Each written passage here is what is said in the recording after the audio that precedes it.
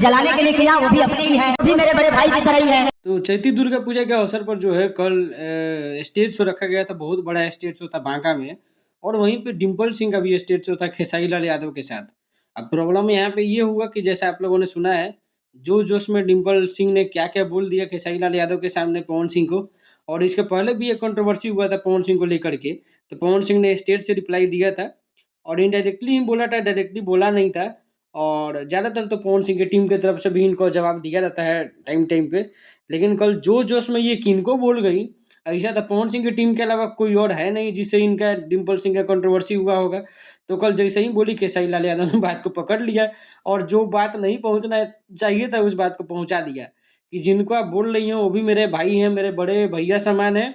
तो डिम्पल सिंह उसके बाद ना, ना करने लगी और पीछे-पीछे जाके मना करने लगी खेसारी लाल यादव को। लेकिन जनता इतना बेवकूफ़ तो है नहीं, ऑडियंस को हर चीज़ पता है कि कौन किसको क्या बोल रहा है, कब कौन किसको ट्रोल कर रहा है। तो अब देखिए दोस्तों डिम्पल सिंह का रियलाइ होना ज़रूरी है। अपनी राय ज़रूर दीजिएगा।